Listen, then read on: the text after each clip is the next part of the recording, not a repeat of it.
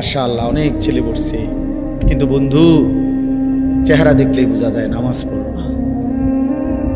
চেহারায় দয়া মায়া নাই, চেহারায় দয়া মায়া নাই, চুলের কোনো সাইজ নাই, চেহারার কোনো সুরত নাই, জামা কাপড় পোশাকের কোনো তাল নাই।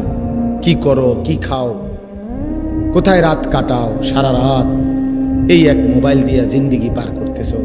এটা সুস্থ স্বাভাবিক মানুষ হইতে পারে না। এত ছবি, এত নারী, এত উলঙ্গ দৃশ্য কোনো স্বাভাবিক মানুষ দেখে না। এত পাগল ছাড়া, মাতাল ছাড়া আর কেউ না, আর কেউ এক ওয়াক্ত নামাজ পড়তে পারে না, মন চায় না। আমি সেদিন বললাম যে আপন মা জীবিত, আমার এই কথাটা শেষ খেয়াল করেন, আপন মা বাবা জীবিত, ঘরে ছেলেটা ঘরে ঘুমায়, বাপ মাও আছে, কিন্তু বছরের পর বছর কোনোদিন নামাজ পড়ে না, বাপ মাও কিছু বলে না।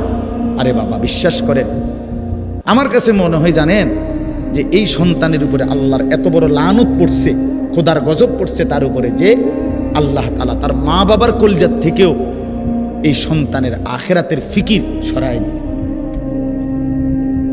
আপন মা বাবা আর আপন সন্তানের ফিকির কর, যা তুই বাদ, তুই নষ্ট হয়ে যা, নষ্ট হয়ে যা। এই জন্য আমি অনুরোধ করছি, একটা ছেলেও যদি শুনে থাকেন, একটা বাবাও শুনে থাকেন, পুরা কোরআনুল কারীমের মধ্যে আল্লাহ তাআলা বিশ্বাস করেন। আবারও বলছি, নবীজির কথা বারবার আল্লাহ বলছে, ফাত্তাবিউনি, আমার নবীকে অনুসরণ করো, ইউহিব্বুকুমুল্লাহ, আমি ভালোবাসবো, ওয়াত্তাবিউহু লাআল্লাকুম তাহতাদুন, আল্লাহ বলেন আমার রাসূলের অনুসরণ করো, নিশ্চিত হেদায়েত পেয়ে যাও।